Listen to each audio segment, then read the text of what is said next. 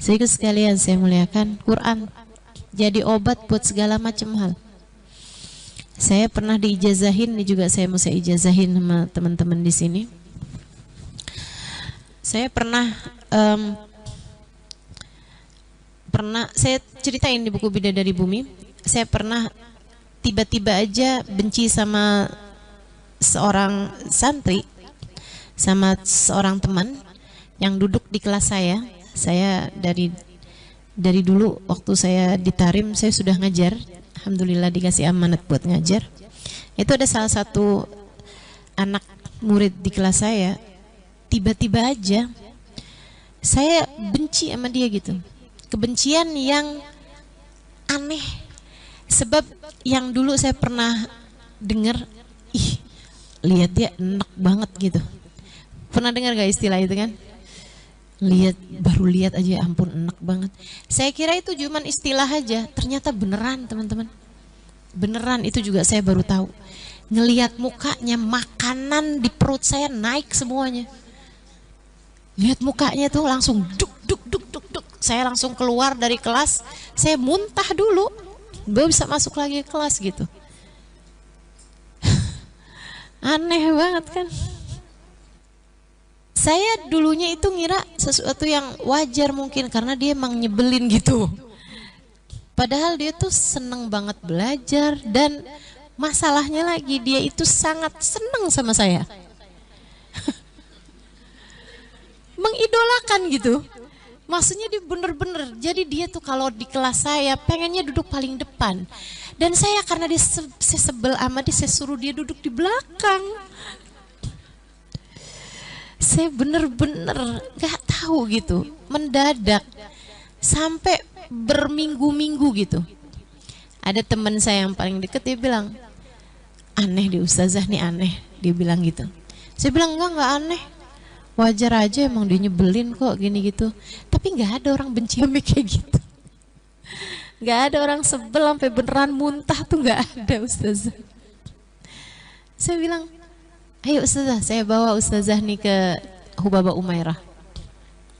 Ini Hubaba Umairah, seorang perempuan hafal Quran, banyak ngerti hadisnya Nabi Muhammad, sangat dekat dengan agama, dikaruniai Allah cahaya dalam segala sesuatu.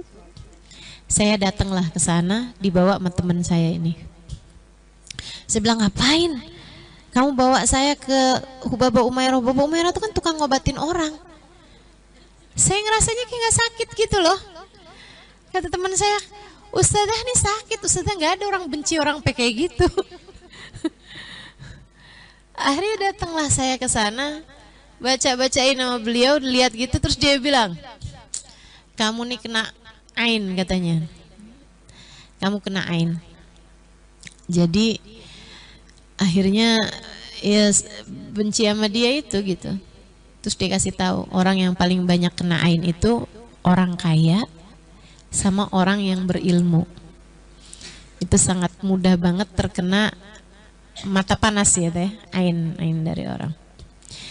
Beliau kemudian bacain saya, Pak, saya dipegangin, dibaca-bacain. Habis itu beliau kasih ijazah sama saya. Ijazah itu kayak resep ya, kalau di pengobatan tuh kayak resep. Itu ijazah. Jadi kalau orang nanya, boleh nggak saya amalkan amalan-amalan ini gitu, itu namanya minta ijazah, kayak orang datang minta resep sama dokter gitu. Tapi sih ada bacaan-bacaan yang memang tidak perlu ijazah. Itu kayak ratib haddad, ratib atas, terus wirdul latif, zikir pagi sore, itu kayak bacaan-bacaan maulid tuh nggak perlu ijazah. Baca aja nggak apa-apa. Itu kayak ibarat obat tuh, Panadol, Bodrek, vitamin gitu, tuh nggak perlu resep gitu, tanpa resep ya. Tapi ada juga amalan-amalan tuh yang perlu resep gitu. Nah, ini salah satu dari yang saya mau resepkan kepada teman-teman. Hubaba Umairah kemudian kasih ijazah sama saya, Al-Imam, nanti tiap kali kamu habis selesai salam sholat, pegang dada Muna, baca Alam Nasroh 4 kali. Nah itu kalau diijazahin tuh nggak usah pakai nanya kok 4. Udah ikut aja, itu tuh kayak diresepin gitu ya, 2 kali 1 gitu. Nggak usah pakai kenapa 2 kali 1, 3 kali 1 aja gimana? Nggak bisa, 1 kali 1 aja.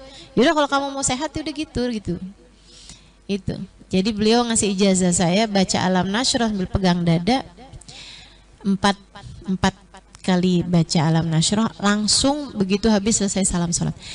Ini silahkan diamalkan saat hati kamu sedang enggak karu-karuan, ya, sedang kayak berantakan, entah itu dilanda cemburu kah, entah itu dilanda galau, entah itu kesel, entah itu marah, entah itu apa namanya, merasa sepi sendiri, tak ada yang menemani.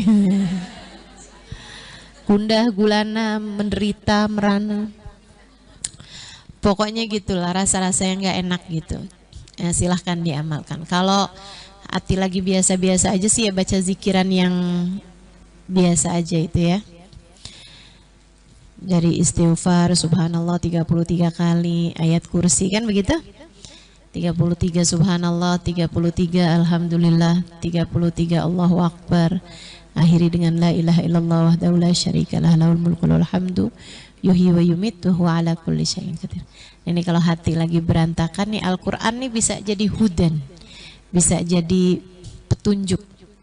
Itu kan kalau kita mengamalkannya dalam keadaan-keadaan tertentu. Ya itu dia. Kalau hati lagi berantakan, kayaknya ada nih yang hatinya lagi berantakan di sini. Nah itu silahkan.